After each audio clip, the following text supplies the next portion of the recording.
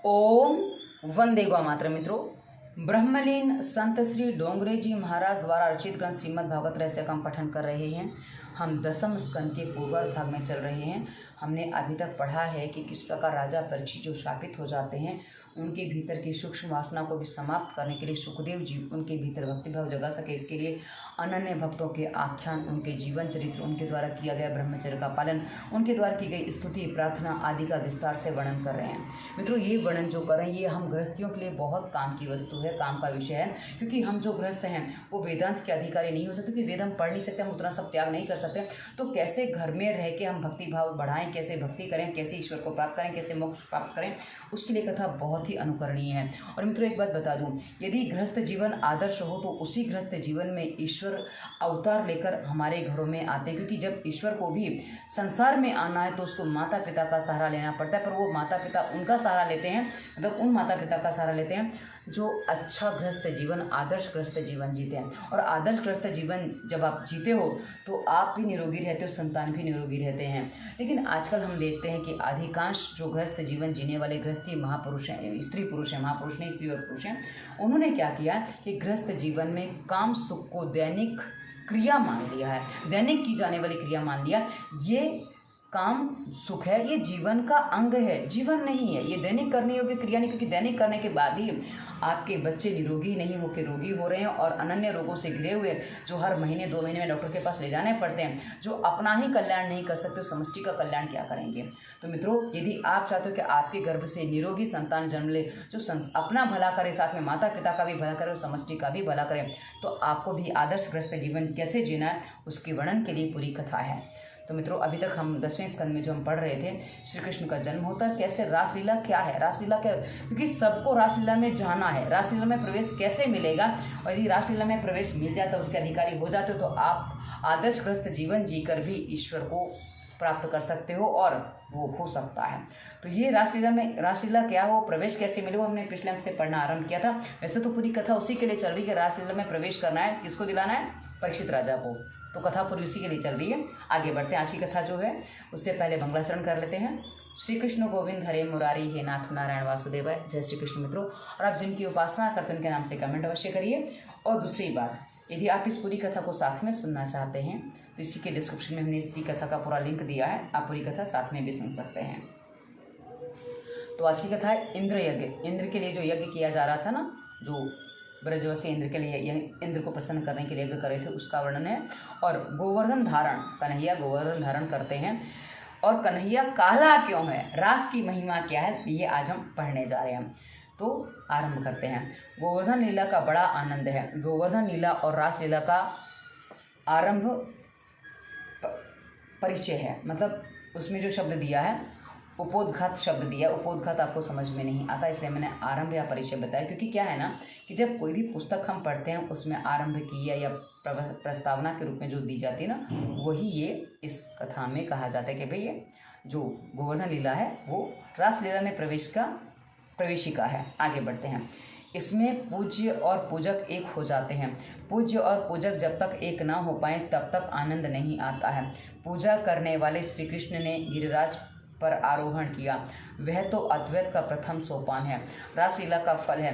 गोवर्धन लीला ज्ञान और भक्ति को बढ़ाती है, उनके बढ़ने से रासलीला में प्रवेश मिलता है, किंतु उस अवस्था में इंद्रिय वासना की बरसात से भी बचना आवश्यक होता है। पिछले अंक में हमने अंत में पढ़ा था कि किस प्रकार जब हम ध्यान करने बैठते हैं, जब हम एकाग्र होने जाते हैं, जब हम ध्यान, तो किस प्रकार वासना सताती है, वो वासना रूपी वर्षा, वही वासना रूपी वर्षा का वर्णन किया गया है, इंद्रिय रूपी वासना। पूज्य और पूजक, सेव्य और सेवक एक हो जाते हैं, तब सेवा भली भांति हो पाती है। परमात्मा के समान बने बिना प्रभु पूजा का अधिकार नहीं मिलता है। शास्त्रों में अंगन्यास, करन्यास आदि विधियां बताई गई हैं।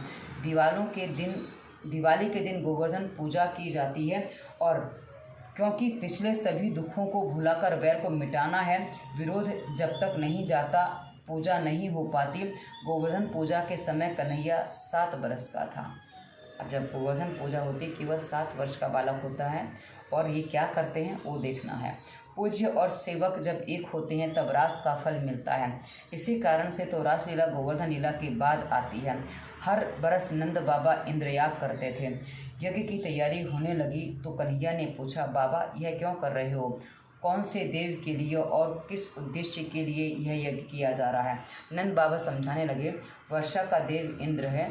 इंद्र बरसात बरसाए, धन धान्य घास ठीक से उगे, तभी हमारी जीव सभी चैन से रह सकें और जी सकें। इंद्र हमारे ईश्वर हैं, उनको प्रसन्न करने के लिए यज्ञ कर रहे हैं।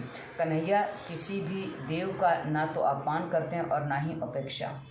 मतलब ये बात कन्हैया के मन में आती है कि हम किसी का अपमान या अपेक्षा नहीं करते हैं, फिर क्या है? तो कन्हैया ने कहा, इंद्र का यज्ञ करना तो ठीक है, किंतु उससे तो ईश्वर क्यों माना जाए? कोई भी व्यक्ति स्वयज्ञ करके इंद्र पद प्राप्त कर सकता है। इंद्र के पद को जानते हो? नंद बाबा ने कहा, बेटा कौन है वह? नहीं, इंद्र के दादा को जानते हो? हाँ, इंद्र को जानते हो? हाँ दादा, वो इंद्र को जानते हो? नंद बाबा ने कहा, नहीं बेटा, कौन है वह? तो कन्हैया ने कहा, वह मेरा गोवर्धन इंद्र का इंद्र है। वह चारों दिशाओं का देव है। पूर्व में जगन्नाथ जी, दक्षिण में रामेश्वरम जी, पश्चिम में द्वारिकानाथ जी और उत्तर में बद्रीनाथ हैं। इन चारों के मध्य में गोवर्धन नाथ हैं। वह सबका स्वामी है, अतः मध्य में बैठा हुआ है। बाबा उसी की पूजा करो। कई वर्षों से तुम इंद्र की पूजा करते हो, आज तक उसने कभी दर्शन हुआ क्या? नंद बाबा बोले, नहीं। तो अब इसमें एक बात और बता दो मित्रों, जो गोवर्धन पर्वत है ना, उसके बारे में पता और कथा और कही गई है कि जब ये राम सेतु बन रहा था ना, तो बड़े बड़े पत्थर पहाड़ लाए जा रहे थे, बहुत सारी जगह से लोग ला रहे थे। तो अब क्या हुआ कि जब राम सेतु बन गया तो उस समय कुछ पत्थर जो पहाड़ लाए जा रहे थे, वो समाचार पहुंच गए, भाई राम सेतु बन चुका है, सेतु पूरा हो गया, अब पत्थरों की आवश्यकता नहीं है। तो गोवर्धन पहाड़ लेकर जब आया जा रहा था तो गोवर्धन पहाड़ वो बीच में ही छोड़ दिया। बोले, मुझे मेरे स्थान पर तो पहुँचाओ, यहाँ बीच में क्यों छोड़ा है? क्योंकि मुझे काम में नहीं लिया तो यहाँ क्यों छोड़ रहे हो? तो गोवर्धन से राम जी कहते हैं, हनुमान जी कहते हैं, राम के रूप में हनुमान जी, जो भी आप मान लो, कहते हैं, क्योंकि सब एक ही हैं, मैं तो सबको एक ही मानती हूँ, कोई भी किसी भी रूप में मान लो, कि अभी तुम्हें यहाँ छोड़ा जा रहा है। जब अगला अवतार होगा ना, कृष्ण अवतार, उस समय तुम्हारी महिमा प्रकट होगी और उस समय तुम्हारा यशोगान होगा और तुम तब मेरे काम आओगे। तो वो पहाड़ कहता है, ठीक है, मैं तब की प्रतीक्षा करूँगा, और वो प्रतीक्षा फलीभूत हो गई। अब आगे बढ़ते हैं। कन्हैया इतने वर्षों की पूजा के बाद भी वह दर्शन नहीं देता है। कन्हैया ने कहा कि नंद बाबा से पूछते कि क्या आज तक आपने इंद्र को देखा? नंद बाबा बोले, नहीं। तो कन्हैया कहते, इतने वर्षों पूजा करने के बाद भी वो दर्शन नहीं देता है, इसका क्या अर्थ हुआ? वह अभिमानी है। जिस देव को कभी देखा नहीं है उसकी पूजा क्यों करते हो? यह गोवर्धन तो हमारा प्रत्यक्ष देव है। सो पर्वत दिखाई दे रहा है, वह तो उसका आदि भौतिक स्वरूप है, उसका आदि दैविक स्वरूप तो और ही है, सूक्ष्म है। गोवर्धन नाथ इस पर्वत में सूक्ष्म रूप से बसे हुए हैं। वह हम सभी के रक्षक हैं। मुझे कई बार उनके दर्शन हुए हैं। गोवर्धन नाथ दीपक की जीवंत ज्योति हैं। आप सब उनकी ही पूजा करें, आप सबको उनका दर्शन होगा। इंद्र के अभिमान को मिटाने का श्री कृष्ण ने निश्चय किया। सो सबको समझा रहे हैं कि इंद्रदेव के स्थान पर गोवर्धन नाथ की पूजा की जाए। नंद बाबा ने कहा, गोवर्धन नाथ की पूजा की विधि हम नहीं जानते हैं, सो पूजा करेंगे कैसे? क्योंकि हर पूजा की विधि होती है, भाई विधि तो हमें पता ही नहीं है, तो करेंगे कैसे? तो कन्हैया कहता है कि बाबा मैं जानता हूँ, तुम चिंता ना करो, गोवर्धन नाथ की पूजा की तैयारी करो। गरीबों के लिए अन्नकूट करना है। गरीबों, गायों और सदाचारी ब्राह्मणों की पूजा ही ईश्वर पूजा है। अब एक बात और बता दो मित्रों, कई जगह अन्नकूट का प्रसाद होता है, मैंने कई मंदिरों में देखा है कि सब भक्तगण अपने अपने घर से बना के लाते हैं भोजन, और उस साथ में मिला के सबको परोसा जाता है। क्योंकि अन्नकूट के प्रसाद का जो स्वाद है वो भी अलग होता है, भले सबके घर का होता है, पर जो वो प्रसाद बन जाता है ना, उसका स्वाद ही अलग हो जाता है, और वो सब में बांटा जाता है। लाते कुछ लोग हैं पर बंटता बहुतों में है, इसलिए कहा गया है कि वो गरीबों की सहायता के लिए गरीबों को उसमें भोजन गिराना है। आगे बढ़ते हैं। सभी घरों से अपने खाने पीने की वस्तु मंगाई गई। सब जो गोपाल है ना, उनके घरों से खाने पीने की वस्तु मंगाई गई। गायों की शोभा यात्रा निकाली गई। जिसके घर में खाद्य सामग्री नहीं आएगी, जिसके घर से खाद्य सामग्री नहीं आएगी, उसके घर अन्नपूर्णा नहीं आएगी। नंद बाबा ने कहा, तेरा ठाकुर भोजन करता हुआ मुझे दिखाई देगा क्या? कन्हैया ने कहा, हम सब देखेंगे। ब्रजवासियों को अत्यंत आनंद हुआ। कन्हैया ने गोवर्धन पूजा के लिए दिवाली के दिन तय किया। वे सब गाड़ियाँ भर के खाद्य सामग्री लेकर गोवर्धन के पास आए। सभी ब्राह्मणों को भी आमंत्रित किया गया। ब्राह्मण वेदोच्चारण करने लगे और कन्हैया अभिषेक। आज भगवान कृष्ण पूजा कर रहे हैं। गोप बालकों ने यमुना जल मंगा गया। गोप बालकों को कहा कि भाई यमुना जल लेके आओ तो पूजा करते हैं। अब बालक थक गए पानी लाते लाते, तो कहने लगे, कन्हैया यमुना जी बहुत दूर हैं, तेरा देव बड़ा लंबा चौड़ा है, अभिषेक के लिए इतना सारा जल हम कहाँ से ला पाएंगे? मतलब इतना दूर जाना पड़ेगा, यमुना जी कितना दूर है, वहाँ से जा के जल लाना कितना भारी। तब वैसे तो था नहीं कि भाई मोटर चला दी और हो गया काम, वो तो था नहीं, तो कैसे जल लाएंगे? तो कन्हैया कहता है, अरे मित्रों, यह मेरा गोवर्धन नाथ बड़ा दयालु है, तुम चिंता ना करो। अब कन्हैया प्रार्थना करने लगा कि हे गोवर्धननाथ, मेरे मित्र थक गए हैं, गंगा यमुना तो आपके चरण ही में है, कृपा करके किसी एक को प्रकट करो। उसी समय गोवर्धन से गंगा जी प्रकट हुई और मानसी गंगा उन्हीं को कहा जाता है। ऐसा कई बार होता है, पर अभी अधिक हो रहा है। जब कोई बात कहते हैं ना मन से निकालती, तो मेरे रोंगटे खड़े हो जाते हैं। और मानसी गंगा की बात आई तो वही स्थिति बन गई है। आगे बढ़ते हैं। सभी बालक आनंद से उछलने लगे। नदी आई। कन्हैया ने समझाया कि कोई सामान्य नदी नहीं है, गंगा जी हैं। गोवर्धन का अभिषेक पूर्ण हुआ तो श्रृंगार किया गया। ब्रजवासी कहते हैं, अभिषेक दर्शन में हमें बड़ा आनंद आता है। यह ठाकुर जी तो हमारे सामने देखकर हंस रहा है। ब्रजवासी चंदन लाए तो कन्हैया ने कहा, ठंड की ऋतु आरंभ हो चुकी है, चंदन से मेरे भगवान को कष्ट होगा। बालकों ने कुमकुम का तिलक करने की विचार किया। कन्हैया कुमकुम का तिलक कर सकते हैं, किंतु वह कहीं नाक में ना चला जाए, नहीं तो छींक आएगी। सेवा पूजा करते समय मूर्ति में चेतन मानो, मतलब मूर्ति को ऐसा मत मानो कि जड़ है, उसको भी चेतन मानो। यदि चेतन मानते हो तो उसको ध्यान रखना पड़ता है कि सब ना जाए, जड़ नहीं है। मूर्ति में साक्षात परमात्मा है, ऐसा मानो। अपनी देह के प्रति जो प्रेम रखते हो, वैसा ही प्रेम भगवान के प्रति भी रखो। प्रभु भी बड़े आनंद प्रिय हैं। कन्हैया ने अपना एक स्वरूप नंद बाबा के पास रखा और दूसरे से गिरिराज में प्रवेश किया। सब कहने लगे, कन्हैया यह पर्वत तो सांस भी ले रहा है। भगवान के 3 स्वरूप हैं, आध्यात्मिक, आधि दैविक और आधि भौतिक। ठाकुर जी ने दही का तिलक किया, सिंदूर का भी नहीं और चंदन का भी नहीं, चंदन ठंडा है तो किसका? दही का तिलक किया है। दही ना क्या मुंह में चला जाए तो कोई कष्ट नहीं होगा। ब्रजवासी अब कहते हैं कि अब हम ठाकुर जी का चावल से अभिनंदन करें। कन्हैया ने कहा, नहीं, चावल कहीं ठाकुर जी को लग गए तो? ब्रजवासी कहते हैं, तो फिर क्या करें? कन्हैया ने कहा, मोती से पूजा करो। यदि प्रेम की मोती से अभिवादन करोगे तो तुम्हारा घर मोतियों से भर जाएगा। भगवान का यह स्वरूप चतुर्भुज भी है, वह आदि भौतिक स्वरूप है। कन्हैया आज अपने को ही प्रणाम कर रहा है। बाबा यह है साक्षात परमात्मा। वो बाबा से कहते हैं, कौन? कन्हैया, कि बाबा यह है साक्षात परमात्मा। सब पूछने लगे, कन्हैया अब हमें क्या करना है? तो कन्हैया ने कहा, मेरे प्रभु को भूख लगी है, सो भोग लगाओ। भगवान को भोग लगाए बिना कभी ना खाना। भोग न लगाने से वे तो भूखे नहीं रहेंगे, किंतु कभी तुम्हें भूखा रहना भी पड़ सकता है, इस जन्म में या किसी भी जन्म में। ब्रजवासी बोले, क्या गोवर्धन नाथ भी भूखे होते हैं? क्या वे सचमुच खाएंगे? कन्हैया ने कहा, हाँ, मेरा नाथ तो दीपक सा जीवंत है, प्रत्यक्ष है, यह हमारे सामने ही खाएगा। सभी खाद्य सामग्री प्रकोष्ठ में जाकर रख दी गई और ऊपर से तुलसी दल भी अर्पण कर दिया गया।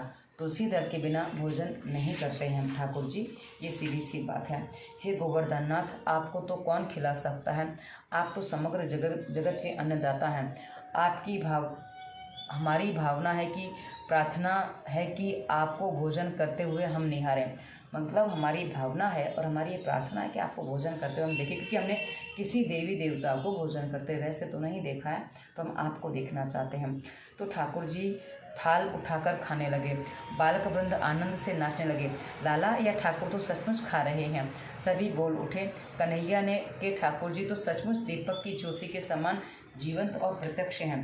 गोवर्धन नाथ ने भोजन जारी रखा तो गोप बालक चिंतित होने लगे कि भाई थोड़ा बहुत खाया आरंभ में तो ठीक है, अब तो सारा खत्म कर देंगे तो हमारे लिए कुछ प्रसाद बचेगा कि नहीं।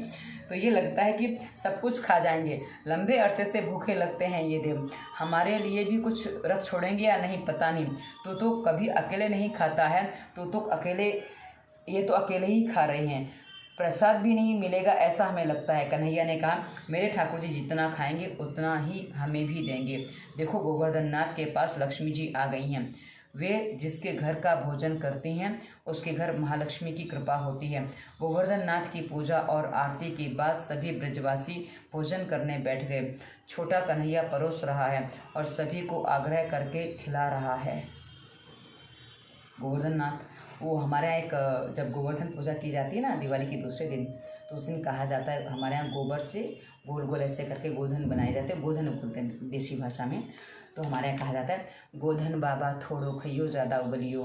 तो ये हमारे यहाँ कहा जाता है और वो श्री कृष्ण कह रहे हैं कि वो जितना खाएंगे उससे ज़्यादा देंगे, तो वाली बात सिद्ध होती है। वैसे ही गोप बालक कहते हैं, आज तो इतना अच्छा भोजन है कि एक की जगह 3-4 पेट हो जाएं तो भी आनंद आ जाए। कन्हैया ने कहा, चाहे जितना खाओ किंतु बिगाड़ मत करना, अन्न तो ब्रह्म है, उच्छिष्ट खाएगा वह तुम्हारा पुण्य भी खा जाएगा। प्रसाद का अपमान करोगे तो गोवर्धनाथ क्रोधित होंगे। इसका मतलब उच्छिष्ट जो खाएगा यानी तुम्हारा जूठा जो भी खाएगा वो तुम्हारा पुण्य खा जाएगा। इसलिए कहा जाता है, मैंने कुछ दिनों पहले फेसबुक पर एक पोस्ट डाली थी इसी संदर्भ में कि भाई लोग किस तरह ब्याह आदि में बर्बाद कर देते, कितना अन्न फेंका जाता है। कभी पाप मत करो, मत लो इतना जिससे आपका पेट भी बिगड़े और साथ ही अनाज भी बिगड़े। तो उतना ही लो, थाली में व्यर्थ ना जाए नाली में। अन्न का कभी अनादर ना करो, भिखमंगों को झूठा अन्न ना दिया जाए। भिखमंगा है तो क्या, वह भी ईश्वर का ही अंश है। सभी को प्रसाद दिया गया। सभी ने रात्रि के समय तलहटी में विश्राम किया। इधर नारद जी इंद्र के पास आए। नारायण नारायण, उस गोपाल के बच्चे ने तो आपका अपमान कर दिया। उसने आपकी पूजा करने के स्थान पर गोवर्धन नाथ की पूजा करवाई। इंद्र ने कोपायमान होकर 12 मेघों को आदेश दिया कि उस गोपाल के बच्चे को ने मेरा अपमान किया है, ब्रज पर टूट पड़ो और सभी का नाश कर दो। अब इंद्र का कोप का स्थिति बन गई है। मेघों ने ब्रज में हाहाकार मचा दिया। कार्तिक मास में इतनी भारी वर्षा नहीं होती, क्योंकि सावन भादो बारिश का महीना है भाई। शरद ऋतु से बारिश कम होने लग जाती है, क्योंकि 2 महीने वर्षा ऋतु के 2 ही महीने कहे जाते हैं, सावन भादो, और उसके बाद धीरे धीरे कम हो जाती है, पर वो नहीं हो रही। तो क्या हुआ, सभी भयभीत हो गए। नंद जी भी व्याकुल हो गए। कन्हैया कहने लगा, मेरे प्रभु गोवर्धन नाथ सभी की रक्षा करेंगे, उन पर विश्वास रखो। उन्होंने मुझसे स्वप्न में कहा है कि मेरी पूजा से प्रसन्न हुए हैं। 7 दिनों तक वर्षा होती रहेगी, उसके बाद उनकी शरण में जाने से वे हमारी रक्षा करेंगे। मैं भार रहित होकर तेरी उंगली पर खड़ा रहकर सभी की रक्षा करूँगा, ऐसा भी उन्होंने कहा है। लाला ऐसी बात है तो जल्दी उठा गोवर्धन पर्वत को। अब नंद बाबा भी भयभीत हो गए कि भाई इतनी बारिश होगी, पूरा गांव सब कुछ बह जाएगा, तो सब भयभीत हो जाते हैं। तो कन्हैया कहता है, ठीक है, मैं मुझसे कहा गया है। आगे बढ़ते हैं। कन्हैया कहता है कि मैं अकेला कैसे उठाऊंगा, तुम सब मेरी सहायता करना। गोवर्धन नाथ फूल से हल्के हो जाएंगे और कन्हैया की उंगली पर खड़े हो जाएंगे। बोलो श्री गिरधर लाल की जय।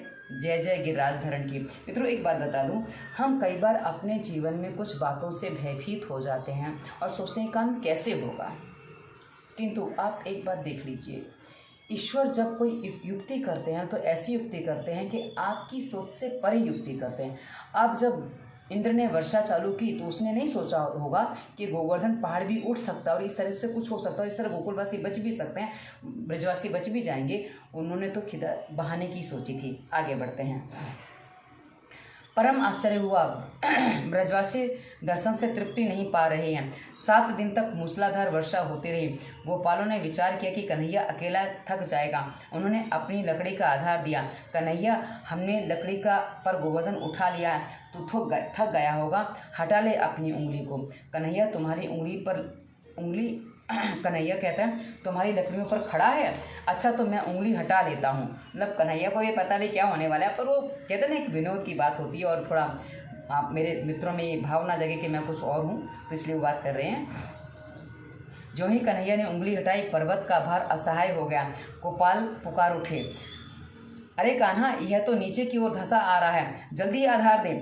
आधार लेना पड़े तो केवल ईश्वर का ही लो, किसी और का नहीं। जिसे जो चाहिए गोवर्धन नाथ वही देते हैं। मतलब गोवर्धन नाथ वो देते हैं जो आपको चाहिए, पर आपको क्या चाहिए ये आपको उस तरह से निश्चित करना होगा कि जो आपके और समष्टि के हित की बात हो। ऐसा नहीं कि आपने कुछ भी मान लिया वो आपको मिल जाएगा, नहीं, भोग विलास आपको नहीं मिलेगा। कन्हैया अलौकिक शक्ति का दर्शन करा रहा है।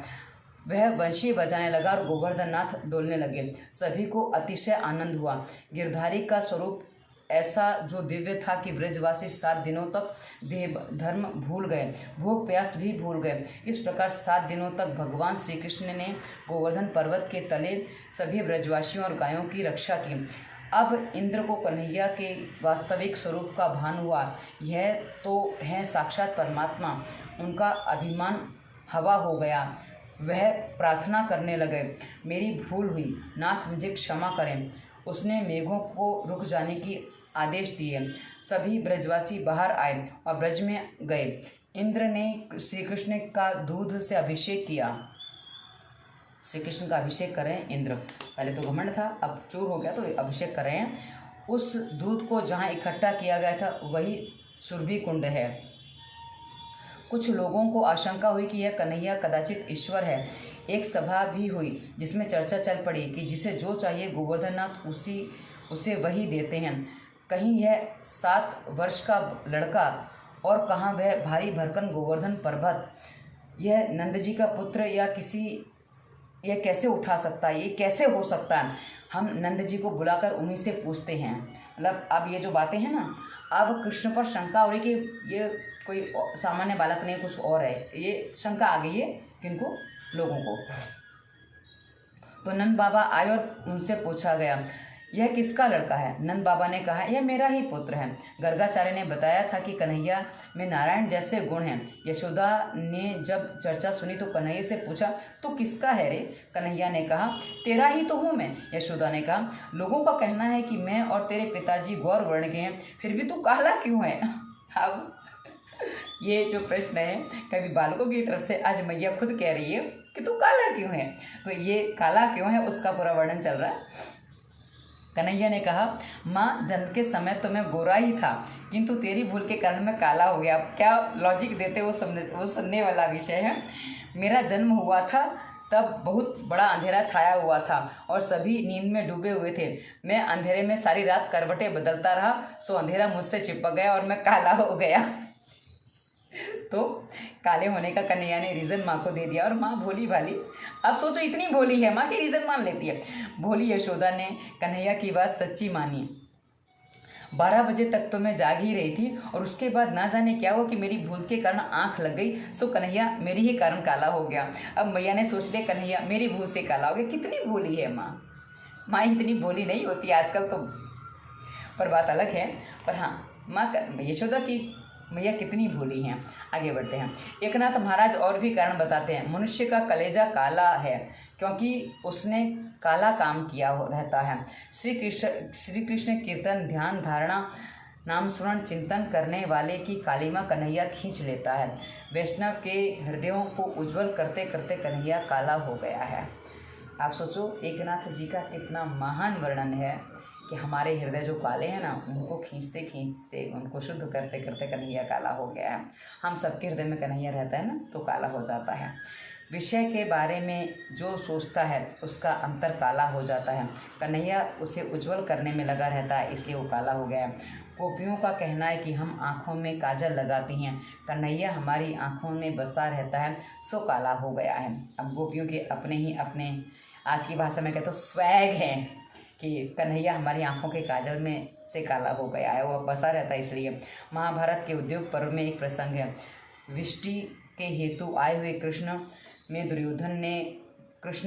से दुर्योधन ने कहा कि तेरे माता पिता कौन हैं, यह भी अभी तक निश्चित नहीं हो पाया।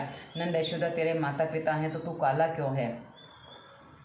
श्री कृष्ण ने कौरवों का काल बनकर आया हूँ। श्री कृष्ण ने कहा मैं कौरवों का काल बनकर आया हूँ, किंतु दुर्योधन से ऐसी बात करने वाले श्री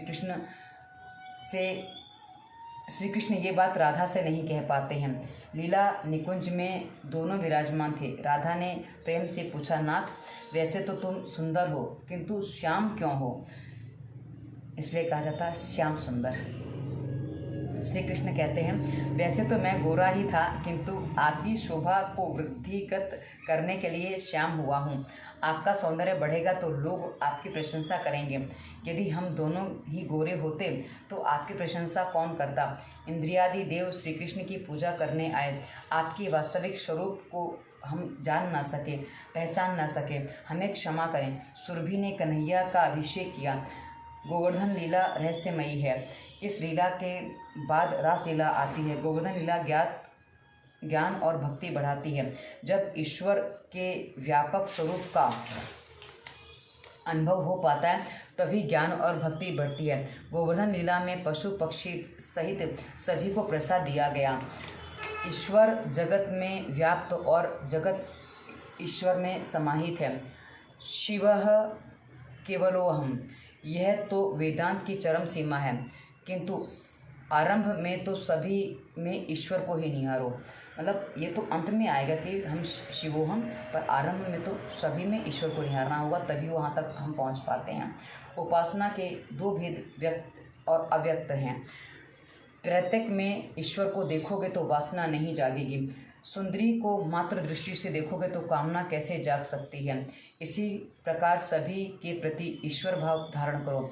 इसीलिए कहा ना, मैंने पहले भी कई बार बताया कि हमारे यहाँ जो सन्यासी महापुरुष हैं ना, जो सन्यास ले लेते हैं, वो किसी भी छोटी से छोटी बालिका को भी या तो पुत्री मानेंगे या माता मानेंगे। बहन किसी को नहीं मानते, वो माता या पुत्री, क्योंकि बहन हम उम्र होती है, उसमें कभी कभी कहीं, वैसे तो होता नहीं है, पर कहते हैं ना कभी कुछ असंग जो है उसको टालने के लिए माता और पुत्री के स्वरूप में दिखाया जाता है, ताकि कोई भेद बचे ही नहीं। अब आगे बढ़ते हैं। जड़ चेतन सभी में कृष्ण का अंश है, ऐसा अनुभव कराने के हेतु भी यह गोवर्धन लीला रची गई है। इंद्रियां जब ज्ञान और भक्ति की ओर बढ़ने लग जाती हैं, वासना बाधक बनकर खड़ी हो जाती है। दूध उबलने लगता है तो उस पर पानी के छींटे डालने से वह शांत हो जाता है। वासना के वेग को हटाने के लिए श्री कृष्ण का आश्रय लो। श्री भगवत आश्रय काम वासना के भार को सहने की शक्ति देता है।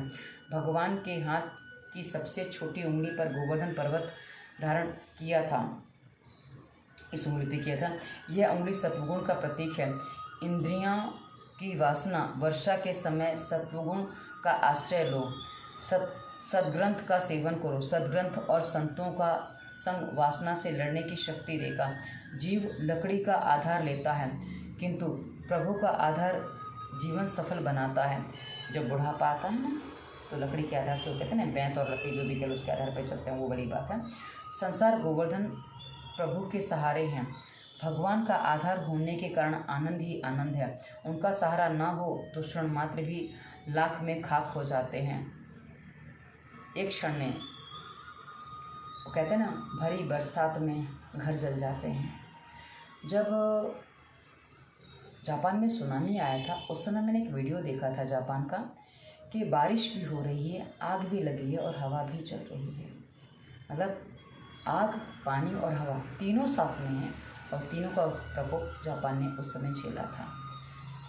अब जो भी है, पर मैंने एक वीडियो में ये चीज़ देखी थी, मैंने कहा ये तीनों यदि मिल जाएं तो हाहाकार निश्चित, और वो हाहाकार उस समय था। दुख में विपत्ति में मात्र प्रभु का ही आश्रय लो, सहारा लो। गोपालों ने भी गोवर्धन नाथ का ही आसरा लिया था। शरण में जाने पर प्रभु दुख से बचाकर रक्षा करते हैं। सभी ब्रजभक्त अन्य देवों का सहारा छोड़कर केवल श्री कृष्ण की शरण में गए तो उनके सारे दुख भगवान ने उठा लिए। गिरिराज धरण की लीला में यही भाव है। गीता में भी भगवान ने कहा है, हे अर्जुन, जो अनन्य प्रेम से मेरा भजन करता है, सर्वस्व समर्पित करके मेरी भक्ति करता है, उन सभी जीवों को सांसारिक और भौतिक दुखों से मैं मुक्त करके उसका दायित्व स्वीकार करता हूँ, उसका योगक्षेम मैं वहन करता हूँ और ज्ञान भक्ति बढ़ाने पर रासलीला में प्रवेश मिलता है, उस समय इंद्रियां वासना की बरसात बरसाने चली आएंगी।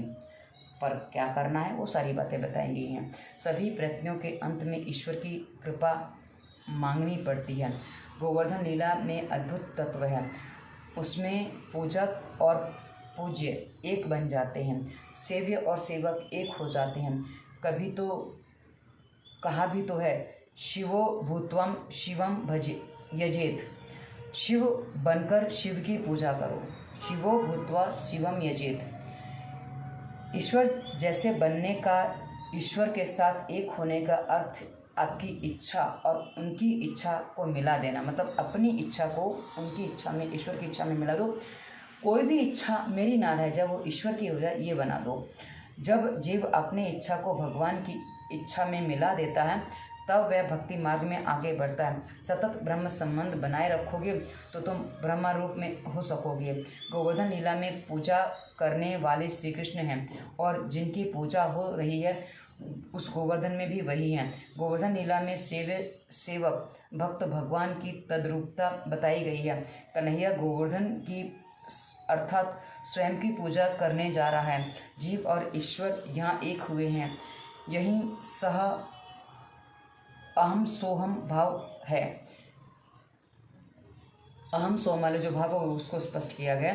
हम भी गिरिराजधारी का वंदन और स्तुति करें।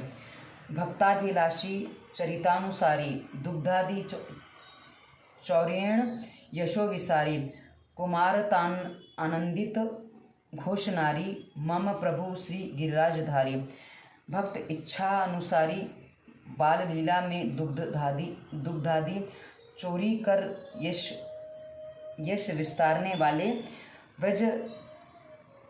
व्रजवनिता